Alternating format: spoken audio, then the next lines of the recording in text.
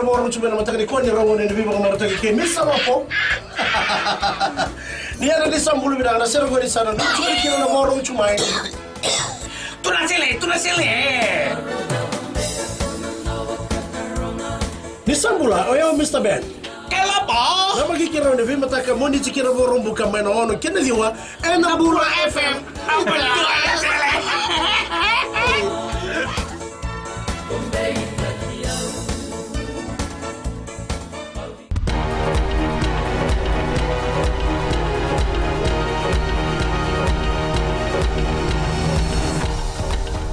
Isambulu binaka sai koyongo na boleleka ni nonde tukutuku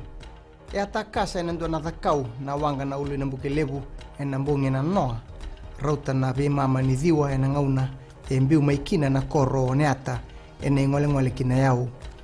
e warita mai o le yasi ngukirewa kina tamba ni tukutuku na FBC News ni sangai mantangai liu mera boleledi na tolu sanga bulkawalu na pasindia ni berni usani na nonraka ko ia e pagantite kitela mai na kambani ka taukena na wangongo na banua wale sasa transport company ni sa baruta ki rona wanga pakatoka ina tugboat melaki tuele suma ina wanga kisuba baka telanga kina na kena baruta ki na nonra bale le suma ina pasindia sibe ni basa ulkaba na undul na lino banua era bale ofomutu ena National Employment Center ena buku ni bangara takadaka mai nei wili ongori walu saula pasende e rei tambangone kango endona tikina e kawai te itu walebe na ngaunongo ngone tukutuku e bande itaka na ministani marama ngone ke nambula sangani rauka binaka o Rosie Akbar ia satu warau na European Union me walia na lenga ni tawa takadaka e nonda banua ena kena warau taki e sona takadaka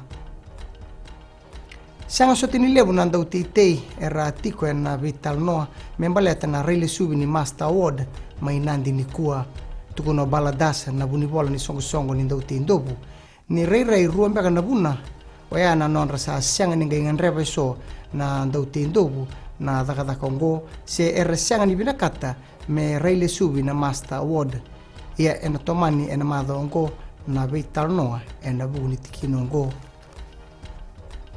Kina gitu, tuku rong binabi kimuni nandau tali na sarap na FBC TV. Waya na kaya sa sol nandun kina tamba ni Rachel Alongo. May barita ka na sot-sot ni burubura enang gitu na netball. Ena bula katumay na sot-sot ongo ena tigibu ena kabitu ni singa may Sydney, Australia. Wakatalang akina na sot-sot ni semifinala kaya na finala. May tabekir na pagaleleka ni nonday tukutuku ni buwading binaka.